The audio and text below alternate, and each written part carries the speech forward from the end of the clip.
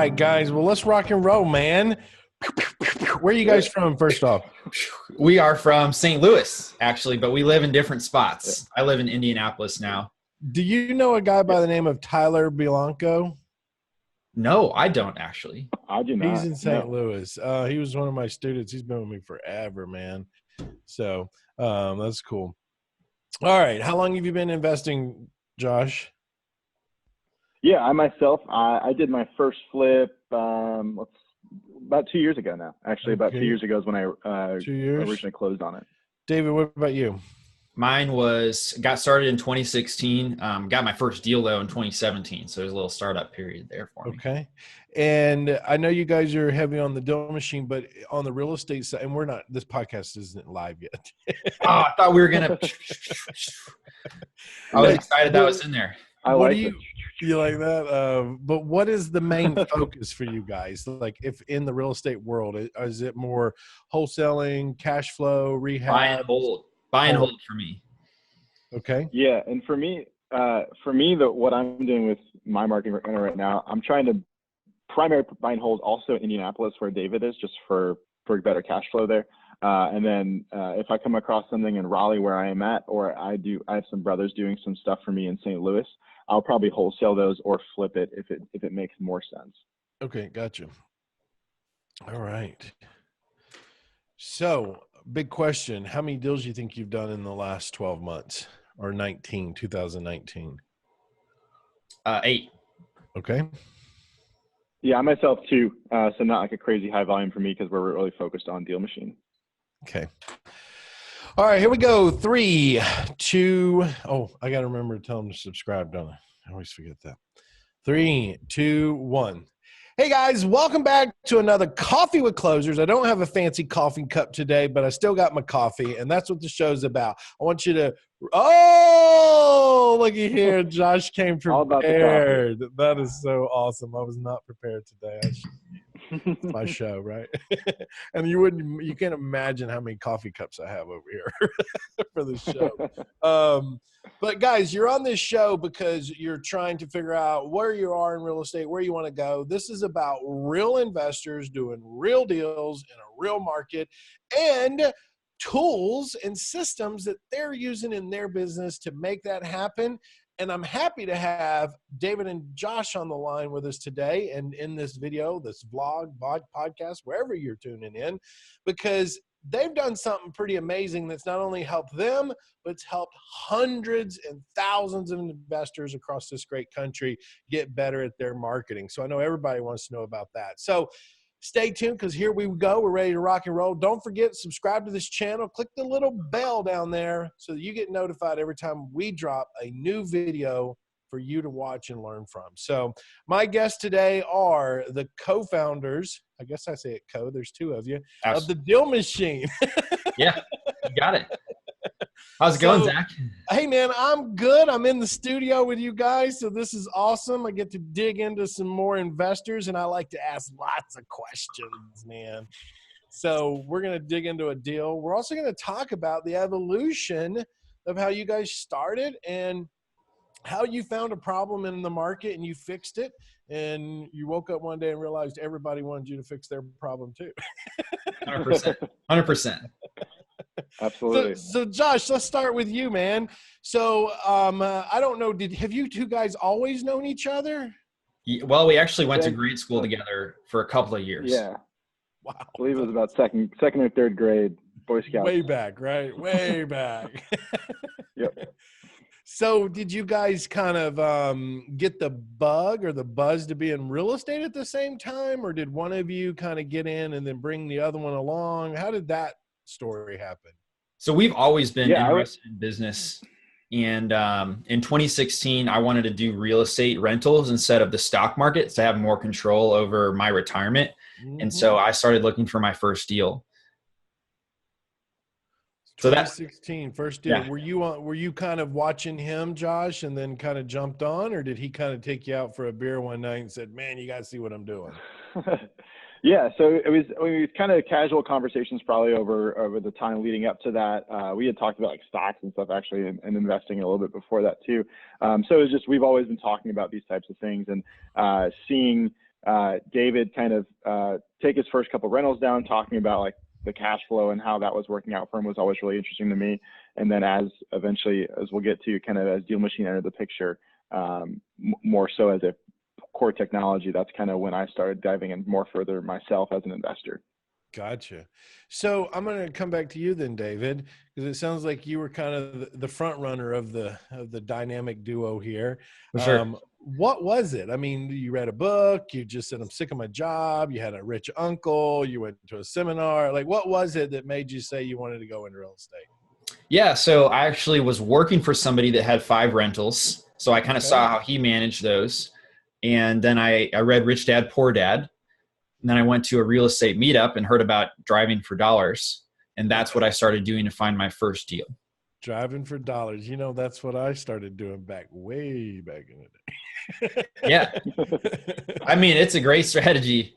And look, it worked. It's just very time consuming, right? I mean, because one, you're driving and you're finding deals. And I think this is where you found a solution to a problem, because that's just half the battle. Then you got to come home, and then you got to take all those addresses, and then you got to start doing all the other stuff to it. And then you're talking, you know, I mean, you could put an hour into just getting everything ready to go. And you guys figured out a solution for that. We're going to talk about that.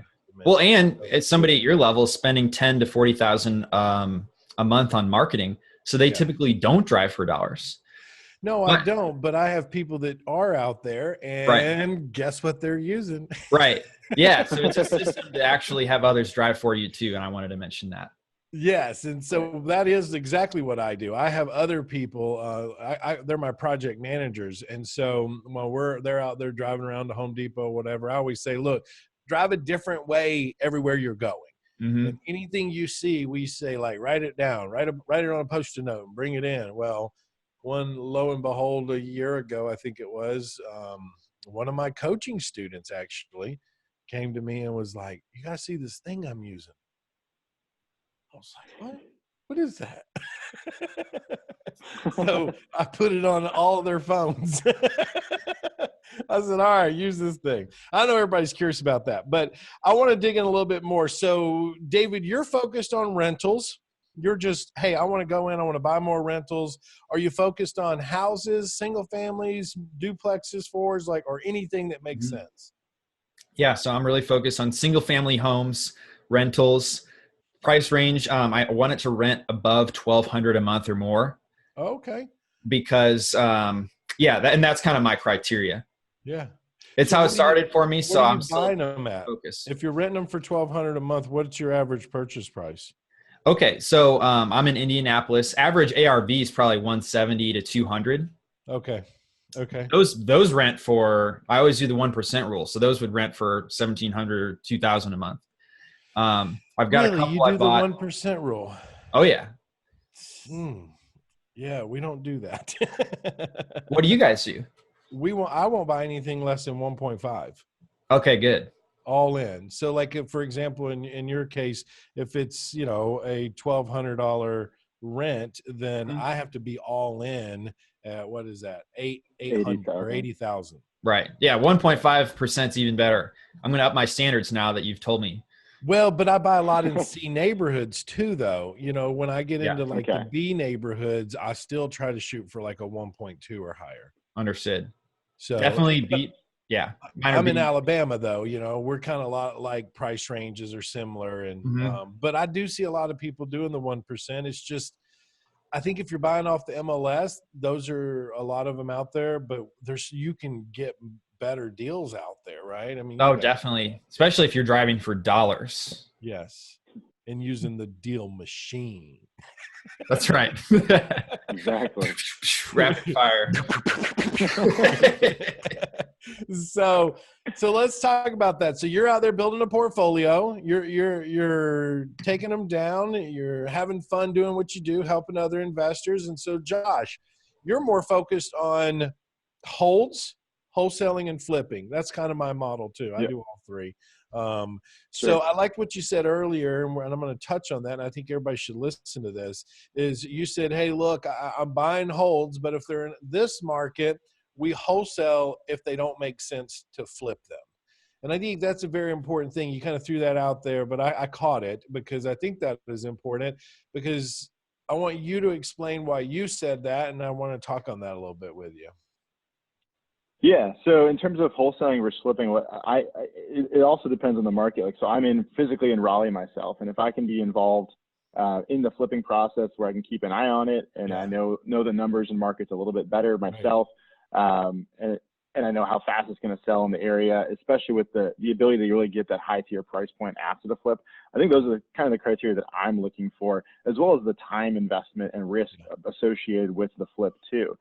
So if I know the house, if I know it's like an easier flip in and out in like 30 to 45 days, I'm really interested in doing a flip like that.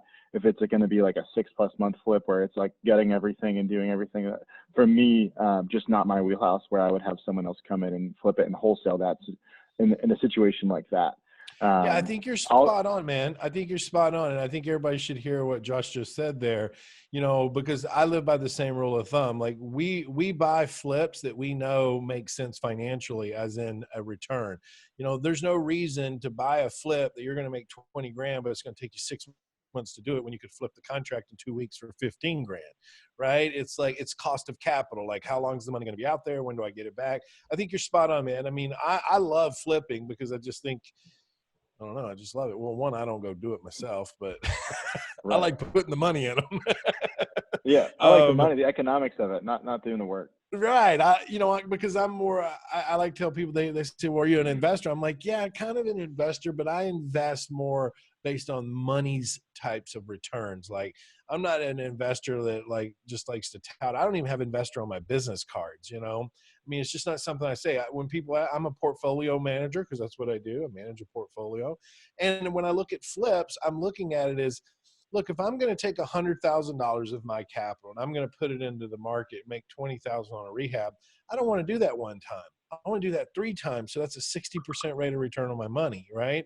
And that's kind of how I look at it. So when you said that, it just it hit me because I understood what you said, but I want other people to understand it too. So, but you're also holding, and you said Indianapolis? Yep. Why did you pick Indianapolis, by the way?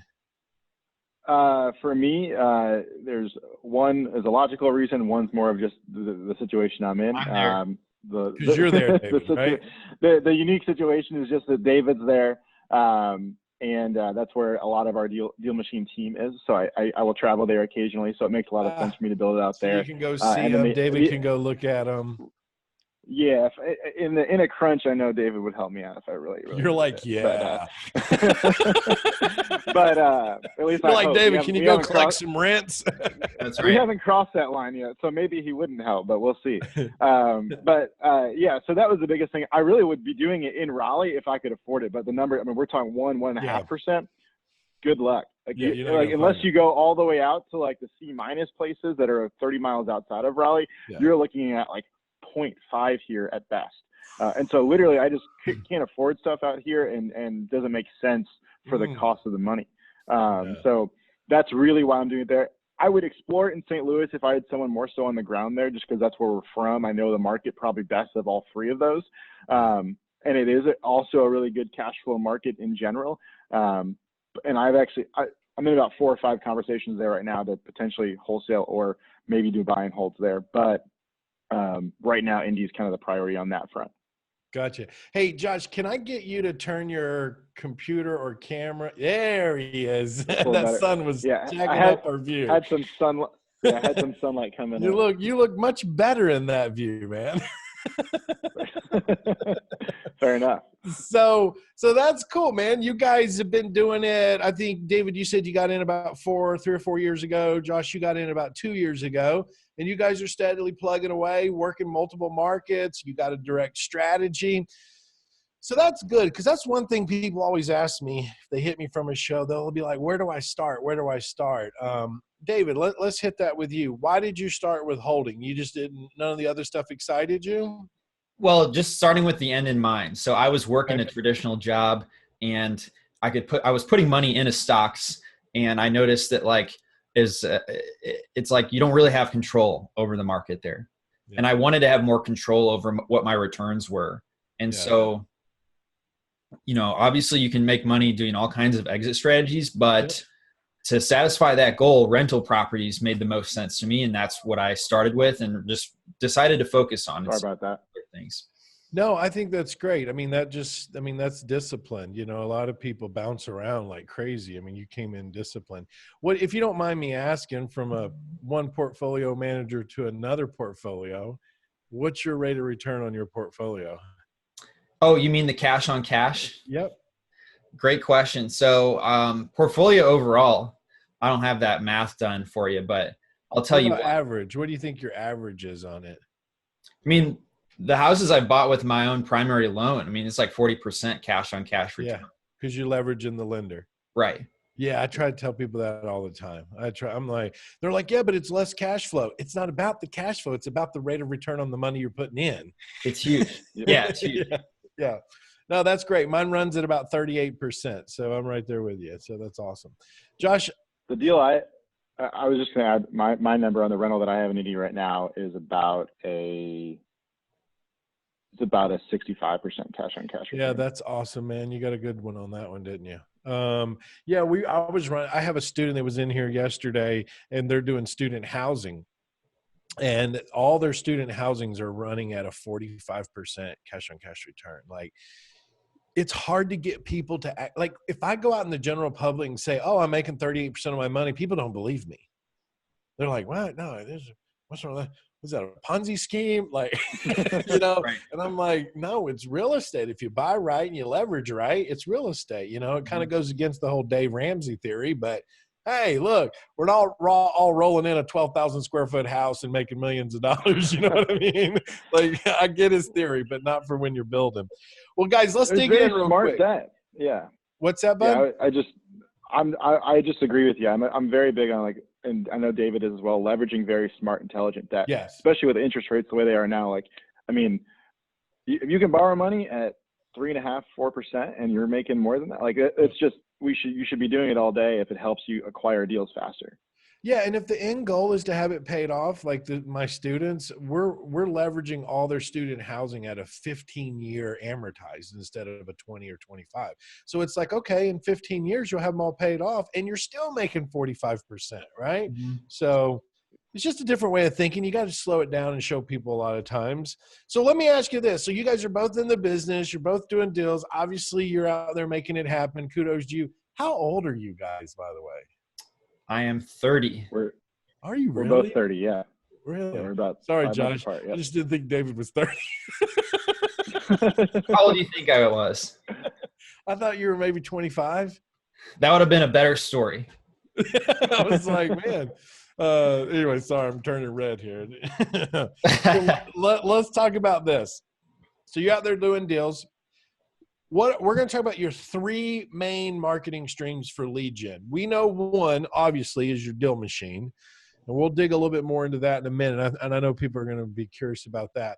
But outside of the DealMachine and it's running, it's finding you deals. We obviously, as business owners, know we have to have multiple streams. So what are other two that you say that you do get some deals every year off of? I just bought my neighbor's house. All right, network. Yeah, networking. That's a big one. A lot of people say networking on this show. Mm-hmm. A lot of people. What about another one? 90+ day old listings on the MLS. Yes, that's a good one too. Even expired listings. We hear that one a lot too. Mm-hmm. So a little direct mail, a little networking. Those are some that we hear a lot. Some people take direct mail to a whole nother level, and I'm like, look, right. Man, most people watching this show are new, like talking about KPIs. I'm like, it's over their head, man. Yeah. Well, even if you're not there yet, I think it's cool to see what's around the corner. True. Right. Networking and 90-day MLS. All right. So obviously your biggest one is going to be the baby you created, which I know everybody wants to hear about this. But before we talk about the details of it and how it's producing for you and all the magical stuff that goes on behind the scenes, talk me through the moment where you just had the idea. Like you were like, what am I doing? Ping. Yep. Talk through that. Well, the real estate meetup I went to turned me on to driving for dollars. So I'd spent 3 weeks driving around after work. I mean, you don't have a lot of time in the day after work because you got to eat, you got to work out. and you got to, socialize or whatever chores else you got. You're Superman. And then that's actually my real body figure right there. I know. I see that. Okay. I was doing the driving, but when I got home, I was too tired to look up the owners and to send out the mail. Yep. And I drove by this house 3 weeks later. It was on my list, but I saw somebody was renovating it. Oh. Sure enough, I checked it. Somebody else had bought it, and I hadn't even followed up yet. So I was like, oh, man, I really got to get it together. So I went home, and then I looked up, 40 properties that I had, and I printed out mail because you can't send less than 200 pieces of mail at a time with any of these providers, so I had to get them out quickly, had to do it myself. And basically like looking them up took like 3 episodes of Friends. So about like little under 2 hours. And then printing them, took additional time. And then I was like, now I'm going to have to follow up 3 weeks later. Yeah. And there's probably not a chance I'm going to do that, and continue to look for deals. So I was working as a software developer. So I was like, I stayed home the very next weekend and built this tool that would let me pin a house, and a VA would look up the address for me and enter that in. And then it would integrate with a printer. So it'd print and send my mail. So all I had to do was go and pin the houses. And that's how it all started. Really? Mm-hmm. So you didn't say that you were a software developer. Yeah, I was working at the time as a software developer. Hidden skill set in there. So I own a software company myself. Okay. What is it? Well, Autosoft Dev, short for development, but we build software for the industry too. Not like what yours is, but I mean, software. Like you just said, like it's great. And actually, I bought the software company. I don't know nothing about programming. I just bought it because I was like, hey, this would be a great idea. Like I can build stuff. Yeah. And it's amazing what you guys do. Like it's like, here's the idea. Oh, I can build this, this, and this to make this happen. You're like, yeah, that's what I want. Yeah. So that's what happened. You were just counting your hours and you were like, what am I doing? Like, there's got to be a better way. It was not only the hours. It was just like, I'm not going to follow up because I just know myself, I'm like, I'm not going to do it. No. And we know follow-up is what? That's where the riches are. That's what they say. So that's like one of the softwares we built for the real estate industry was an offering software. Okay. And what we did was we built into it where it had an integrated built-in follow-up system. So you could say, hey, every 14 or 21 days, send a new offer. Similar to the mindset, because I know we know the money comes in the more offers we send, just like marketing. The deals come the more pieces we send, but people won't do it. And so I think you tap that. So then you came and you said, look, I'm going to build this thing. You pinpointed it and you started using it. Yeah, no, I did. And then basically I ended up getting my first deal 6-7 months later. So I didn't know you had to add a ton of, I had like 40 properties, mailed to them about every month. And then I get this call on the 7th postcard and the guy's like, hey, I just had surgery. He sounded a lot more weak than that. He was just like exhausted sounding, and he's like, I can't cut my grass. And I looked him up and he had the blue tarp over his roof. So like house was in disrepair. That's why I added it in the first place. So I just went and was like, I have no idea how to do this, but I think I should meet with you.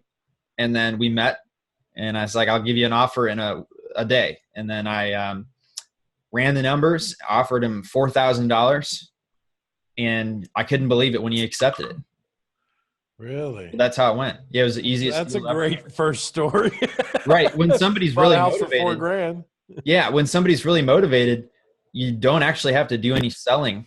You really just kind of I don't know, be their friend and tell them data is my strategy because I'm so logical. I'm sure some people will do better selling, but show them the data and just say, hey, this is what I can do. And then he accepted it. So it felt like it was the easiest thing ever. So then you said something that I caught earlier. You said, I didn't realize I needed more in there. So you mean like putting more houses in there every single month, correct? Yeah. So now I know you've got to add a few hundred properties in there to have to get a deal essentially. Yeah, exactly. You got to do a minimum amount of work. Yep. Well, you got to put them in there and then it does the work. So basically walk them through what you developed. I mean, you guys talk about that. So, I mean, it's an app now, right? It's like super intuitive, super user-friendly. Anybody can download this thing, sign up with you guys and walk them through what's a typical user's day with this thing and how do they make it work for them? 100%. Yeah. So basically, if you're picking it up yourself, you're going to see a map with all the properties and all the house numbers on it. You're going to see like a green highlight over which ones are absentee owned or owner occupied, whatever your preference is. And then you go driving and you'd be like, oh, these 4 are in my criteria. Are they distressed? Yes. And then you click it. And basically it just tells you who owns it immediately. And you can press a button to send a mailer. You can press another button to actually give them a call.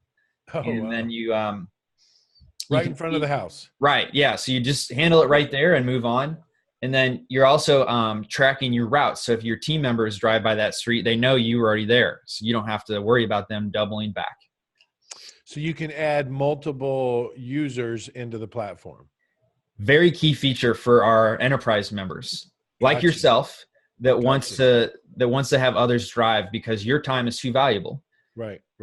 Yeah, so they'll pay. No, that makes a lot of sense. So now you can have, instead of having a team of bird dogs like the old day, go to my Google Doc sheet, put it in. Right. You're just like, hey, put this app on your phone. You know, here's your user access. Here's your user access. Go drive these areas. Right. Yeah, great strategy if you have more time than money. And then as you scale, you'll have more money than time so that you can hire people to still get those great leads. Because you can't buy driving for dollars leads. You can buy pretty much every other lead, but you can't buy that. Pay someone to drive. That's right. So, but yeah, you're not buying them. And if you are buying them, you're paying a premium because somebody else already drove, put it under contract, and they're selling it to you for $5,000 or $10,000. So that's a premium for a lead. Right. So talk me through the whole follow-ups aspect, because we all know one postcard will get low-lying fruit, but it really comes down the road. So talk to me about how you guys have it set up on that. Or is that a controlled variable by the user? Are they able to dictate how many follow-ups and so forth? Yes. So I can let Josh speak to that. But very simply, I was like, I just need to repeat this same postcard. And that's how it started out. But we've added some sophistication as well. All right. Well, give me some of the... Yeah, I'll just break it down for you. Basically, we've got a whole customizable campaign feature. So our default will repeat a postcard. When you first open the account, it'll repeat the same postcard every 21 days.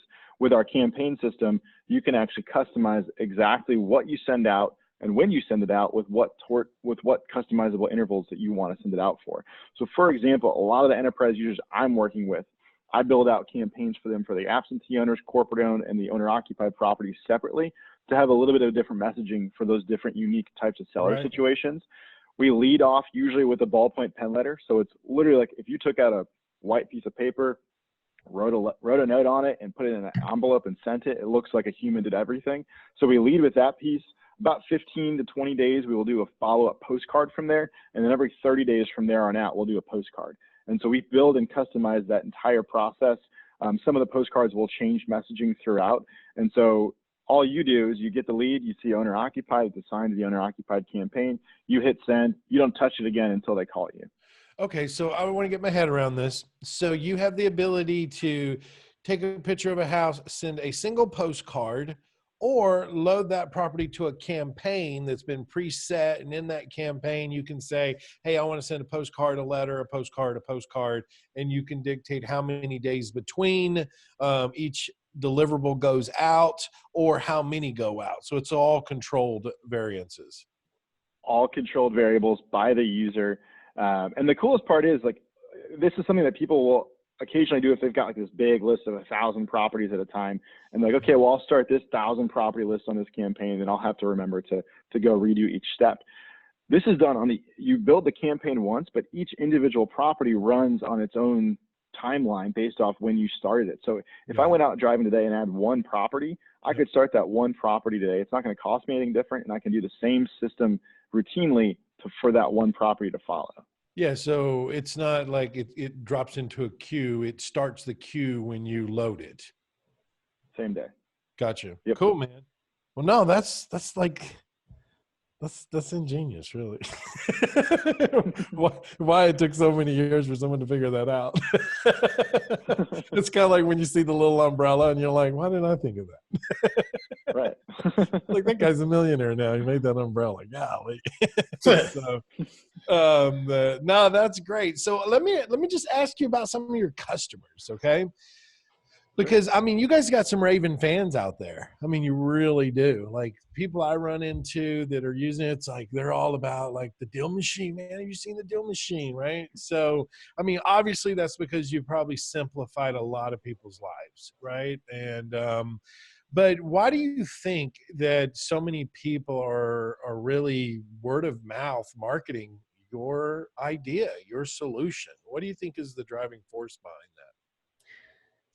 Yeah, driving force. I like that. Yeah, absolutely. Driving. Ba-doom. So, I think the industry talks about what works in general. Yeah. And I think that we made a really timely product that solved a big problem. Yeah, I agree with that. But, you know, do you guys do cultural stuff for your students? Like, do you have seminars they come to? Do they engage in other forms with you guys? Or is it just as they need support, they call in? I mean, what are you going in any directions like that with your DM family? We do call them the DM family. And, do you? We do. We do. Oh, okay. Yeah, the DealMachine family. A couple of things I would say to that point. We don't run seminars or anything like that today ourselves. We attend a lot of events that other people are hosting and try to be involved with the community in person whenever we get the opportunity. So that's definitely something we're actively in the community as best as possible. We have a Facebook community group that we run. We've got about 5,000 people in there that are existing or potential users that are just asking questions of us and other users. We do have, I think, pretty good customer service. We respond under 5 minutes, 9 to 9 Eastern every single day. So things like that, I think, are definitely attributes that let us have fans that like us for our core technology, as well as just, I think we do genuinely care and we try to do things that work for our users. I think on top of that, go ahead, Josh. I was just going to agree with you. Yeah, I was just, and the last thing I was going to say, going back to kind of David's and your first point on that, like, I think our goal when we first built DealMachine was, we've got a process that everyone knows works.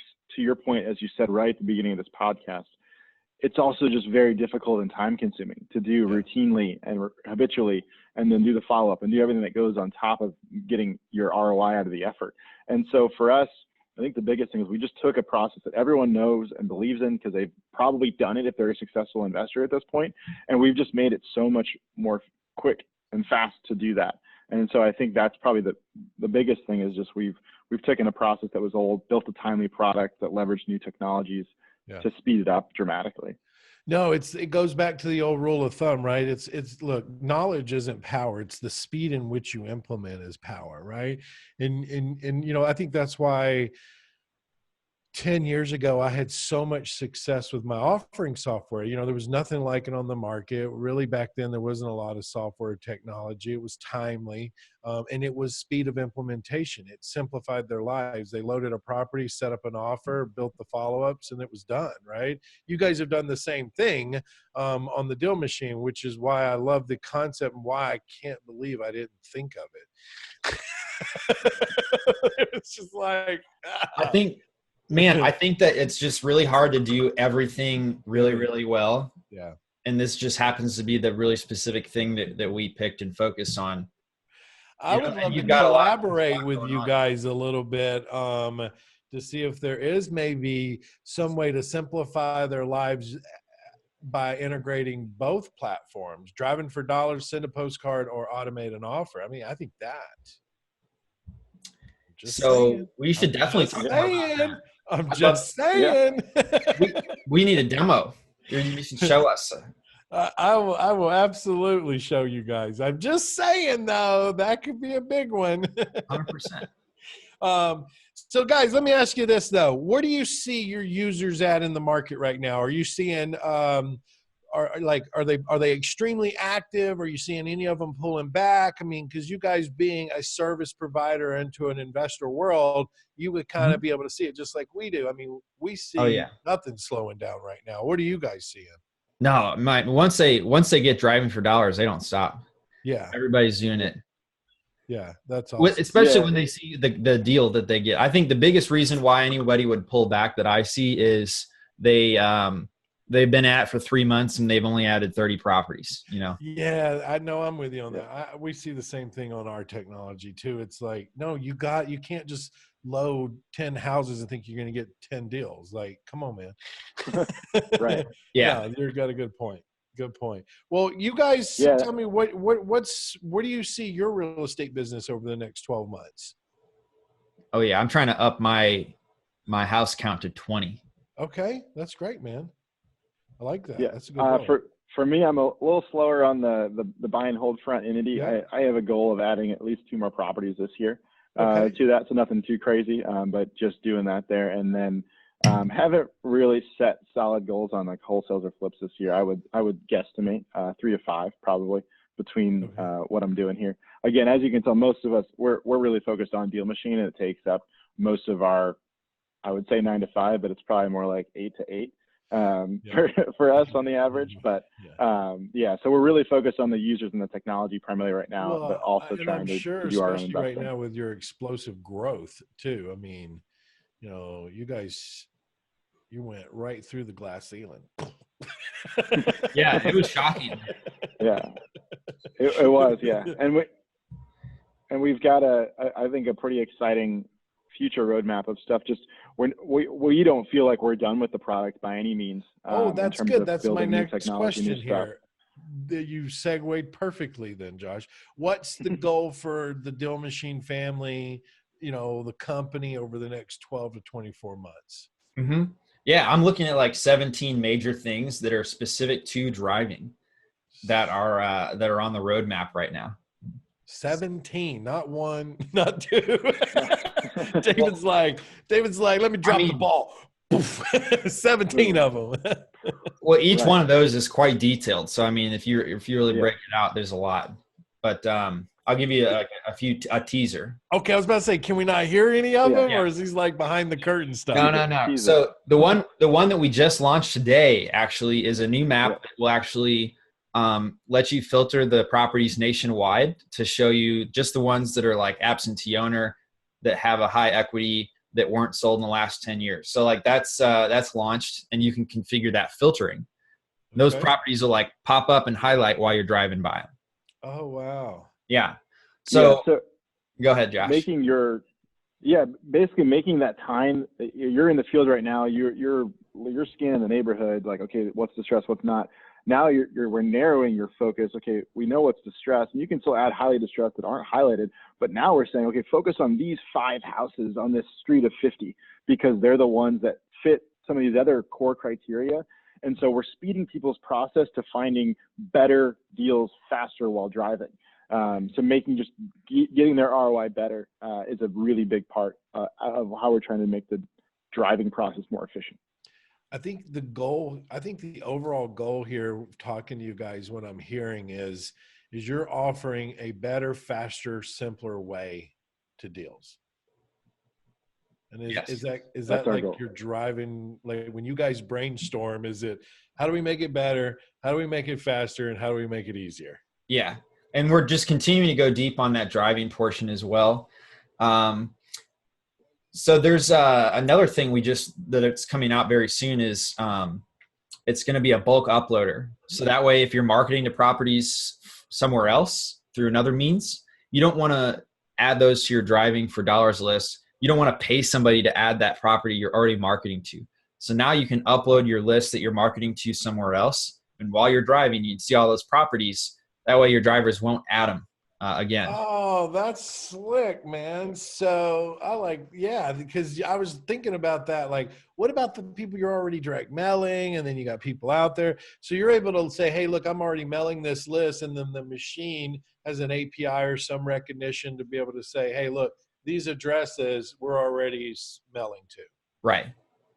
And then let me give you a third thing if you want. Of course I want. I want all Don't 17, but you know. Don't do it. He wants it. Don't do it. So the thing after that is actually going to be like, let's say you're in a neighborhood and it is just booming with your ideal criteria, and you don't want to add every single house individually. If you just want to circle that neighborhood and be like, let me send mail to every single one of those houses right there. Like a radius. Like it's like a finger drawing a shape. Just go custom really? shape. Yeah. You just use your finger on it. Mm-hmm. Not a radius. So it's like actually like exactly. Lassoing a house. Custom shapes. Yep. That's so funny. I love it though. Simple, right? Like simple. Hey, look, I want to do this whole area. There we go. Yeah. All right. Well, that's 3. Do I get 4?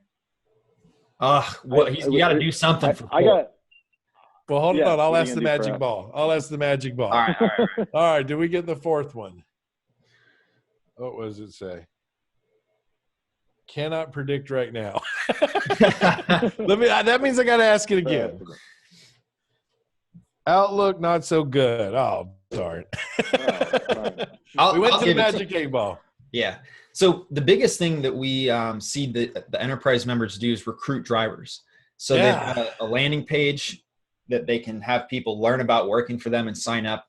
And now there's a training portal where they can specify, I want my drivers to look for these types of properties and get paid this certain way. And now what we're doing is we're going to add communication. So once those deal finders are on board and in your app, then you can just like chat them within DealMachine just about working for you, any type of communication you need to have with them. So just simplifying and centralizing all of that communication you're going to have with your drivers. Well, I think that's huge. I mean, you basically took the whole bird dog thing and turned it into a jet dog. Yeah. Packs come optional. It's an optional add-on for your car. It makes your muffler like a flamethrower. I got dad jokes all day long, man. Hey, listen, I'm having too much fun here. I like the vision with DealMachine. I love you guys. You're keeping it simple. You're doing your thing. You're building real estate. You're helping people. You're making their lives simpler. I hope that you figure out a way to not work from 8 to 8 anymore. I mean, you know, I don't. Okay. I was like, that hurt me when I heard you say that. It's not every day. I do 9 to 5 and take lunch. But Josh, he just works so hard.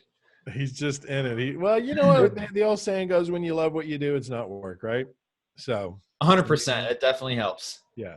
Especially when you're building a community and you're helping people. I mean, that's a whole different outlook. So, hey, let me ask you this. I mean, it wasn't that long ago when you guys started. So somebody watching this brand new, you know, they're getting excited about real estate. They're digging. What would you guys say to a person watching this that's just absolutely new and they're trying to figure out, like, should they jump in? Should they not? What should they do? What would you say to that person?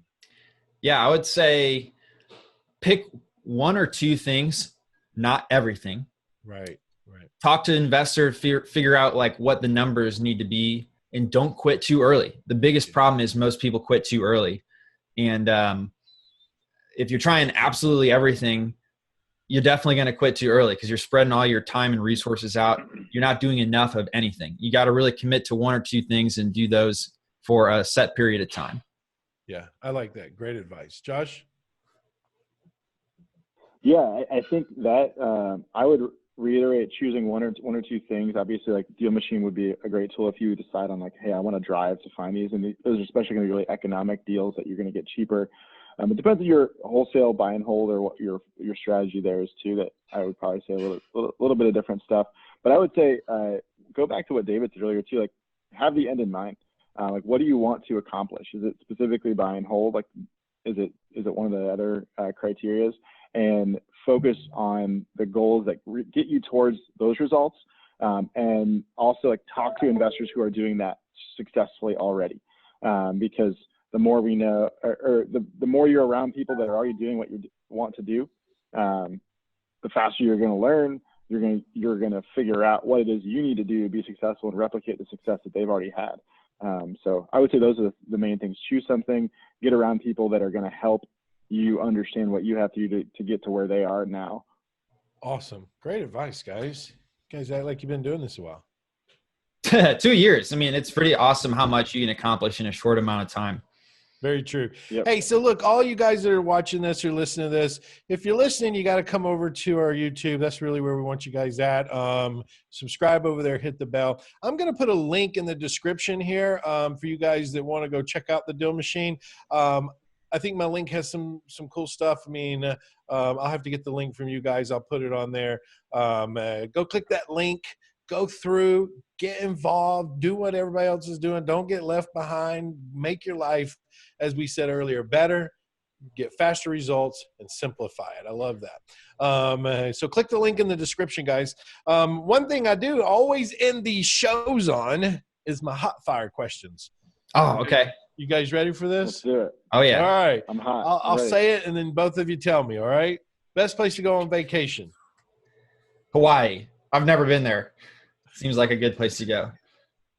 I love Hawaii. Barcelona would be my choice. Barcelona. Or Barcelona or the Alps. I'm going to give a second one. Alps. You want to give me the third one? No, I'll stop at Swiss Alps. Aruba's fine. What was your if you give him a third, he's going to ask for a fourth. I know, right? That's me. No. What was your first automobile, David? A Chevrolet Lumina. Burgundy. A Lumina. What about you, Josh? A green Saturn SL1. A green Saturn SL1. A very basic sedan. This will go back if you guys have a chance to look it up. I had a 1972 Gremlin. Oh, I know what those are. Do you really? They're like a little hatchback looking thing. They look like a Pinto, but the back's more squared off. Yeah. I totally know what that is. That's awesome. All right. So what's your favorite season or holiday? Man, I like spring. Do you? Okay. Yeah, I would spring easily. You're getting out of cold. You're getting out of the cold. Yeah. Nice warm weather. Raleigh springs are great. That's Halloween, awesome. Interesting. Halloween's the best holiday because you have zero obligations. It's a total adult holiday, so there's not kids. I like kids, but I mean, you just don't have to worry about them. There's a lot of kids. Yeah. I was about to say, well, I got 2 kids. What are you talking about? Kids are all over my street. Literally the kid holiday. My Halloween has no kids. You're talking about like an adult Halloween party. Yeah, you just you go to a party and have a good time. Halloween, you just man. like the costume. You don't have to get anyone. David doesn't have kids yet. It's literally the definition of a kid holiday. I know. So like candy. I was listening. I was like, what? Am I hearing this right? All right. Listen, big question for you. What is your either your favorite or one that you've listened to lately that's gotten you a lot of good advice, a podcast? Not mine, not yours, but somebody else's out there that you said, man, this one's really hitting home with me. Can't answer the question because I only listen to your podcast. Come on, David. Come on, David. Let's see. Dude, I've been listening to hilarious podcasts. Okay. Nothing to do with real estate. Okay, give it to me. It's just comedy. That's it. It's called The King Comedy. Thing. Okay, yeah, I like comedy. What about you, Josh? A buddy of mine started a podcast, Stephen Pesavento, called the Investor Mindset Podcast. Okay. He started about 9 months ago now, but they're really quick, typically like 20, 30-minute episodes, just diving into someone's full story as an investor and their advice. And so 20-minute podcast. I like his style a lot. To the point. I love it. Yeah. All right. Not all of them, but usually. What's your favorite food? Salmon. Easily. Salmon. Man, easily pasta, and I only have it like 3 times a year now, it feels like. So I know, you're right. Yeah. I could just have pounds and pounds of pasta. I don't eat a lot. Josh pounds the pasta. My weakness. I literally could eat like 3 pounds of pasta right now. One time we went to Applebee's and Josh got a 2 for $20 for himself. One time at band camp. Hey, that was a long time ago. It was in college. Long time ago. Yeah. All right, early risers or late to bed or both? Dude, if you're going to be an early riser, you got to go to bed early. I'm getting better at that, but I definitely am not an early riser. I wake up at 8 o'clock. Okay. Yeah. Yeah, I would say more naturally an early riser. So I probably hit bed 10:30 to 12 type time range, and 7 to 7:30 I'm up. So not like crazy early riser. Sleep. I just don't. I feel his pain. I go to bed around. I need sleep. I go to bed around 11 or 12, but I wake up at 5:30 in the morning. I wish I could do that. If I'm going to bed at 12, I'm sleeping till 8 or 9. Yeah, well, when you have kids, you won't have an option. You're not wrong. Favorite book. What's the favorite book that you guys have read lately that you really got a lot of value out of? I typically say profit first. Okay. For anybody who's just getting in real estate investing, I mean, it just makes so much sense because you need to know how much to save for yourself versus plow back into the marketing. Yep. Yeah. Josh? So the Challenger sale is probably, I don't read a lot of business books. I should educate myself more in that space, but the Challenger sales is probably one of the better business books that I would recommend. That is, I don't hear mentioned too frequently. I've never heard of it. Dude, that book is so controversial, I think, because it basically says it's not about relationship building. Right. What? It's very, so it says core principle, like your role in the sales process, you need to 100%, your only goal is to be positioned as the expert they need to be talking to. And part of that is like when they come up with objections, you're not just like, you're like, oh, like, well, we're buddies, so we'll overcome whatever this random objection is. It's like, I'm the expert in this, and every time you say no to something or something like that, I'm going to come in and like challenge you to realize like you're setting up maybe a barrier that shouldn't be there. So he's more talking about how to keep control and gain control throughout the conversation. It basically presents data in a way that says relationship building has nothing to do with sales. It's all about you challenging that person by showing them they're doing it like, your way is the right way for their business. It's really controversial because so many people automatically just say sales is all about relationships. Oh yeah, absolutely. But then you follow some of the Cardone methods and they lean in on that a little bit more. Like, look, you just got to point out what they're doing wrong and why you're right. They talk about that. There's a lot of guys out there that teach on that theory, but then there again, you go back to some of the greats like Tom Hopkins, for example. It was all about relationships with him. But I think that it also, I know we're off living here, but I think it also has to do with how you're making that sale. Some people are door to door, face to face, and you have to create this persona of relationship versus over the phone. So I think too, part of it's influenced by transactional sales that are like probably one-time occurrences, where I think you can be more challenging because it's just about getting that transaction through the process, and you pushing something through the process is really your goal as a salesperson.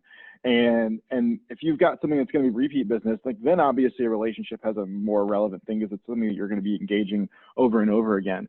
And I don't think like the Challenger sale, that approach like gives you leeway to be like, I understand, rude or like, like you're like, I'm debating if I should or shouldn't say what I was going to say on the podcast. Right. It doesn't mean you have a certificate to go out and be an ass to everybody. You know what I mean? Right. It's about leading them in a manner that will help them down the road. So, because a lot of people don't see it.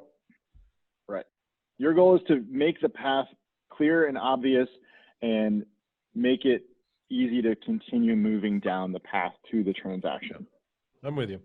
All right, man. Favorite movie of all time? Give it to me. What's your favorite movie? Inception. Is it? Inception. Yeah, good movie. Oh man, that's a really, really good movie. Man, I'm terrible at questions like this. Like that's why I'll tell you what. The end of, I'm like a sci-fi nerd and everything, so I like all those types of like movies. But like the end of Marvel, I think was really, really good.